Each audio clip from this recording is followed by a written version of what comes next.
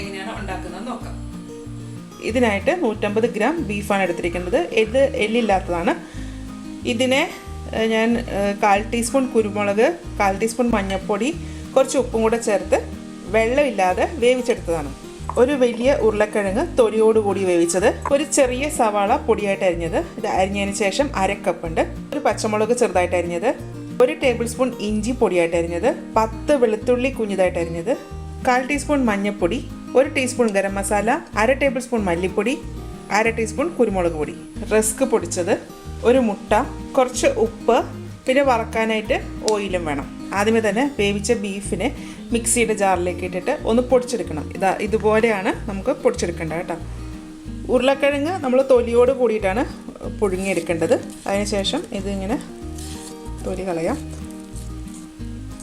തൊലി കളഞ്ഞിട്ട് ഇതിനെ ഒന്ന് പൊടിച്ചെടുക്കണം. ഇത് കൈ കൊണ്ട് തന്നെ പൊടിച്ചെടുക്കാം. ഇതുപോലെ ചെറിയ കട്ടകളായിട്ടാണ് പൊടിച്ചെടുക്കേണ്ടത് കേട്ടോ. ഇതിനായിട്ട് ഒരു പാത്രം ചൂടാക്കിയിട്ടുണ്ട്. ഇതിലേക്ക് ഒരു 2 ടേബിൾ സ്പൂൺ ഓയിൽ ഒഴിക്കാം. എണ്ണ ചൂടായി കഴിയുമ്പോൾ വെളുത്തുള്ളി, ഇഞ്ചി, പച്ചമുളക് ചേർക്കാം.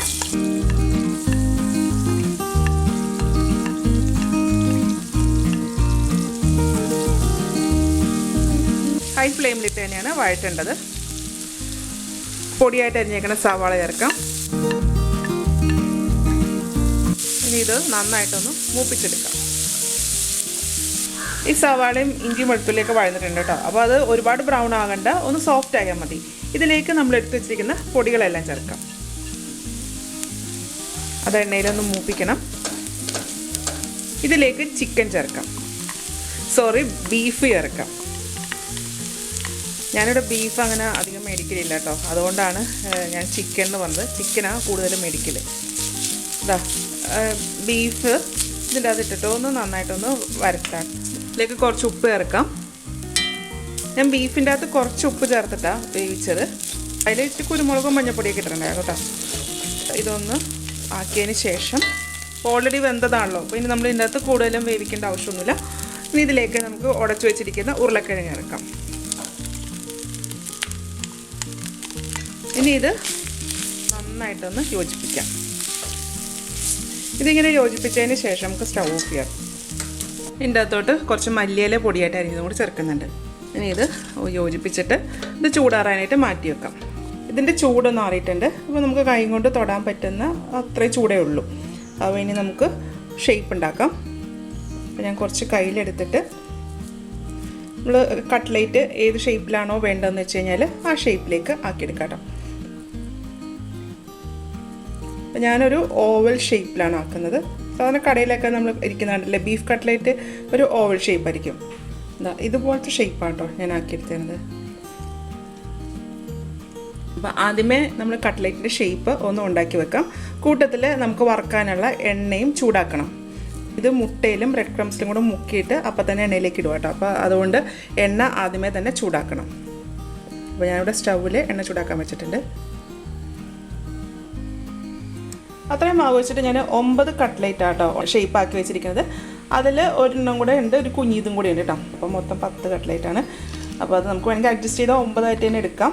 അപ്പോൾ ഇതുപോലെ ഓവൽ ഷേപ്പിലാട്ടോ ആക്കി വെക്കുന്നത്. ഇനി ഇത് നമുക്ക് ഇതിൻ്റെ പുറമെ ഒന്ന് ബ്രെഡ് കോട്ട് ചെയ്തെടുക്കണം.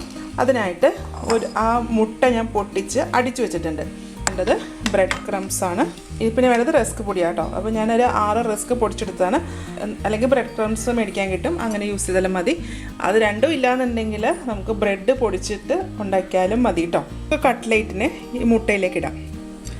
അതിടുമ്പോൾ ഒന്ന് സ്പൂൺ കൊണ്ട് എടുക്കുന്നതായിരിക്കും കേട്ടോ നല്ലത്. അതല്ല കയ്യിലൊക്കെ ബ്രെഡ് ക്രംസ് പിടിക്കും. എന്നിട്ട് ഇത് മുട്ടയിൽ മുക്കിയിട്ട് ഇത് ബ്രെഡ് ക്രംസിലേക്ക് ഇടാം. എന്നിട്ട് നമുക്ക് കൈ കൊണ്ടൊന്ന് കോട്ട് ചെയ്തെടുക്കാം.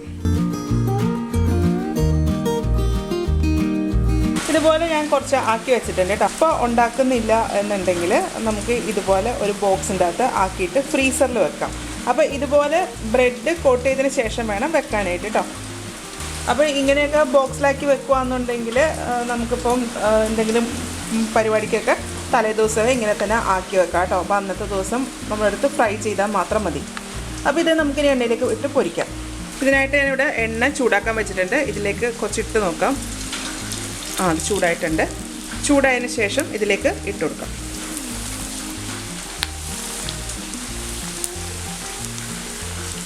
ഇത് 2 സൈഡും ഒന്ന് ഫ്രൈ ചെയ്തെടുക്കണം. ഇത് എണ്ണയിലേക്ക് ഇട്ടതിന് ശേഷം സ്റ്റൗവിൻ്റെ ഫ്ലെയിം ഒന്ന് കുറയ്ക്കണം. അതിന് ഇത് ഒരു മീഡിയം ഹീറ്റിലിട്ടിട്ട് വേണം കട്ട്ലേറ്റ് ഫ്രൈ ചെയ്തെടുക്കാനായിട്ട്. കട്ട്ലേറ്റ് എണ്ണയിലേക്ക് ഇട്ട് കഴിഞ്ഞാൽ പെട്ടെന്ന് തന്നെ ഫ്രൈ ആവട്ടെ. അപ്പോൾ ഇതിൻ്റെ ഉള്ളിലത്തെ സംഭവങ്ങളൊക്കെ വേണ്ടതാണല്ലോ, പുറമേയുള്ള കാര്യം മാത്രം ഒന്ന് ഫ്രൈ ആയാൽ മതി. ഇതാ ഇതുപോലെ കേട്ടോ. നമുക്ക് എല്ലാം കോരിയെടുക്കാം.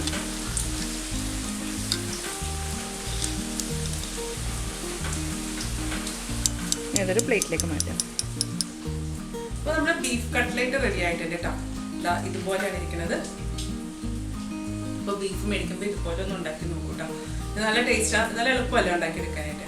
അപ്പോൾ ഇതുപോലെ ഒന്ന് ഉണ്ടാക്കി നോക്കിയിട്ട് ഇതിൻ്റെ അഭിപ്രായം എൻ്റെ കമൻറ്റ് ബോക്സിൽ ഇടുക. എൻ്റെ ചാനൽ ആദ്യമായിട്ടാണ് കാണുന്നതെങ്കിൽ സബ്സ്ക്രൈബ് ചെയ്യുക. വീഡിയോ ഇഷ്ടമായിരുന്നുണ്ടെങ്കിൽ ലൈക്ക് ചെയ്യുക, ഷെയർ ചെയ്യുക. അപ്പോൾ ഞാൻ അടുത്ത ദിവസം അടുത്ത റെസിപ്പിയുമായി കാണാം. Thank you. അപ്പോൾ ഞാനിതൊന്ന് കഴിച്ചു നോക്കട്ടെ കേട്ടോ.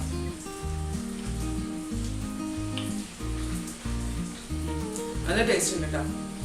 അപ്പോൾ ഉണ്ടാക്കി നോക്കട്ടോ. അപ്പം ഇനി നാളെ കാണാം.